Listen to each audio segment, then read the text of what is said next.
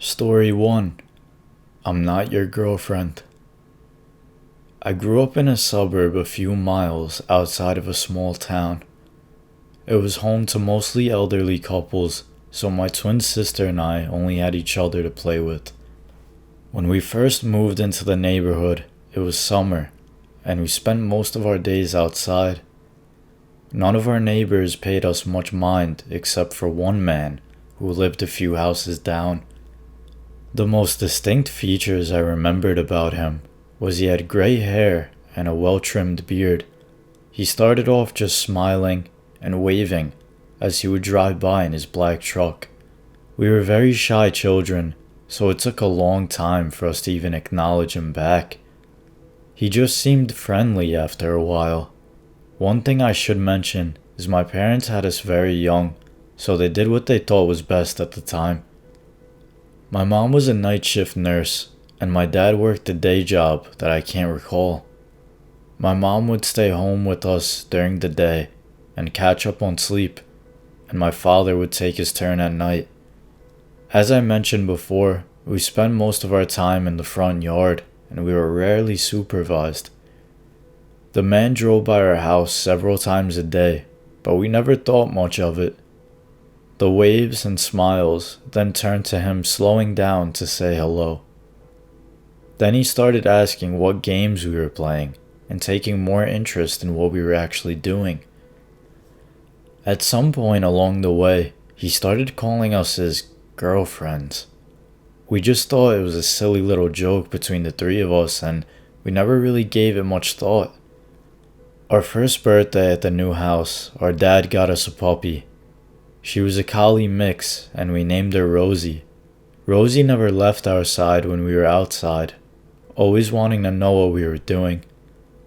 The neighbor asked us if she was a birthday present, to which we replied yes. He made the comment of how cute the three of us were, running around the yard.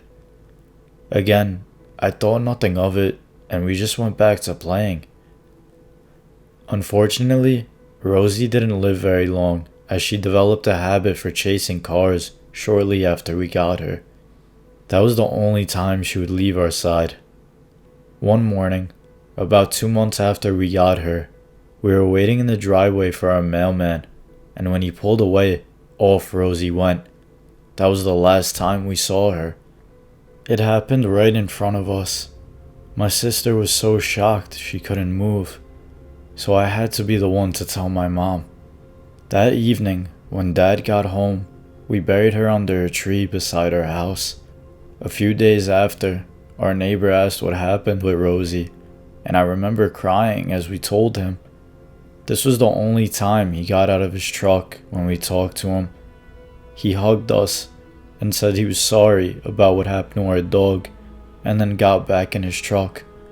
He came back a few minutes later with about 10 pictures in his hand. They were all of my sister and I playing with Rosie in our front yard. He told us he thought she was a pretty dog, told us we could keep the pictures, and then drove off. My sister took them inside and put them in her shoebox of memorabilia, where they sat forgotten for several years. We were probably juniors in high school when my sister opened that shoebox once again. She decided to pin up the pictures of us and Rosie on her corkboard since they were fond childhood memories. She's a very sentimental person. We called our mom in to show her what we'd found. She asked where we got the pictures from. Do you remember our neighbor that lived down the street from us? He moved a couple of years after we moved here. He gave them to us after Rosie got ran over, I stated. Realization started creeping in, and I could see it on my sister's face too. He never talked to y'all, did he? My mom's voice rose with concern. He talked to us almost every day.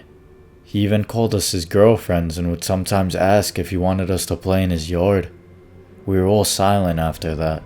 Nothing ever happened to us, and we couldn't remember the guy's name to do a Google search on him, but we all felt the weight of what could have happened. Another question was, since he took those pictures of us with our dog, did that mean he had more pictures of us he didn't give us?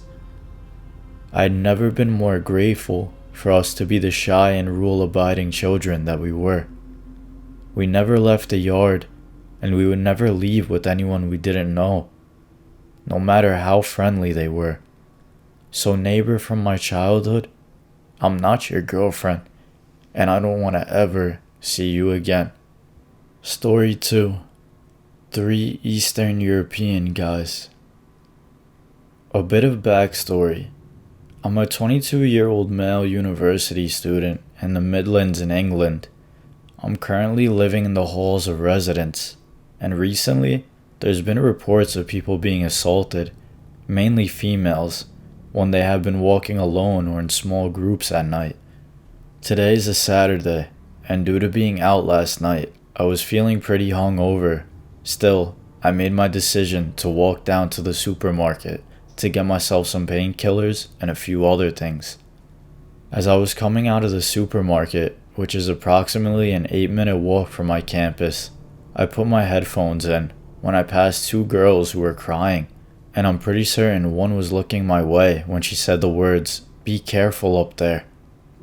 Now at the time, I didn't think anything of it, and just thought they may have been drunk and, hey, they might not have been talking to me anyway. So I was walking up the long road, which my campus is on, and it was surprisingly quiet. The road was dead apart from 3 average-sized males walking my way. I crossed the road, and I'm scrolling on my phone as I normally do.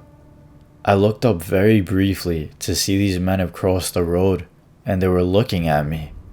I'm now 15 feet away from them, and it's kind of making me a little anxious, as there's literally nobody else around.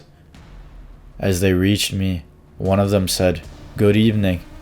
These men look like Eastern Europeans, and they're in their mid-late 30s, wearing casual attire, jeans, bomber jackets, and trainers.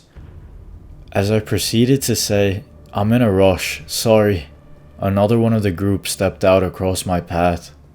I don't know if this was meant in an intimidating manner, but red flags were going off in my head right now. The man who spoke to me is holding what appear to be flyers, so I'm thinking they may be promoters or something. I lowered my headphones so I could hear him properly. The man asked me how old I was and what I was studying for. I told him I'm 22 and that I'm studying forensic science. The man then proceeded to ask me if I had a girlfriend, which I told him I don't at this point. I broke eye contact with the male that was talking to me and glanced at the third man's hand as he appeared to be fidgeting. In his left hand he was holding a relatively large Swiss Army knife, and at this point I was panicked. The main male then asked me in this thick European accent where they could find girls. I told him I don't really know and tried to proceed away from the men, but this is when the guys standing in my way didn't move. I physically walked into him by accident. Now I'm not the biggest of guys, but I wouldn't say I'm small. I'm 5'11" and around 190 pounds, but I'm not in any way a fighter or a confrontational person. I was getting a little afraid at this point, as these men are obviously looking for trouble. The main male then asked me a question that frankly scared me.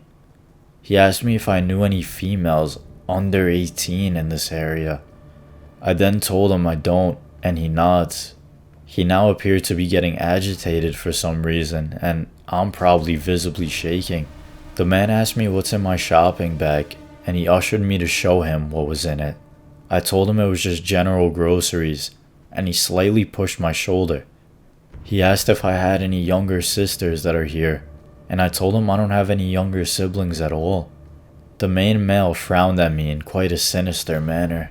Now I don't know what was going to happen after this point, but from behind me, I heard chatter and laughter, and the men looked. I looked as well, and to my relief, it was a group of 7 people, both male and female. A wave of relief passed over me as this dead street now had people on it.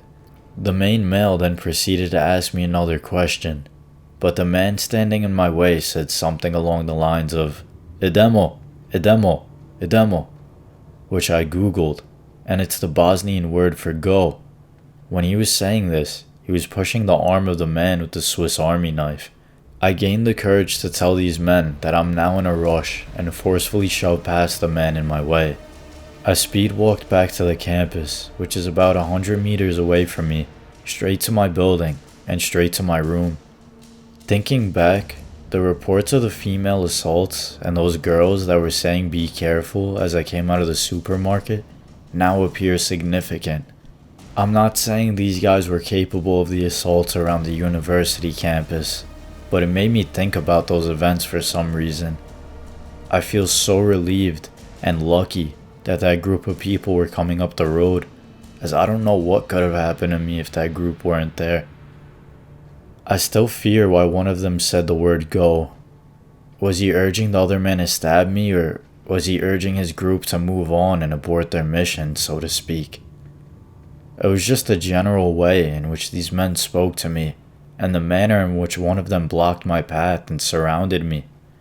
I don't think these guys' intentions were good, and I don't know if I'm being paranoid or overreacting, but the questions these men asked aren't normal.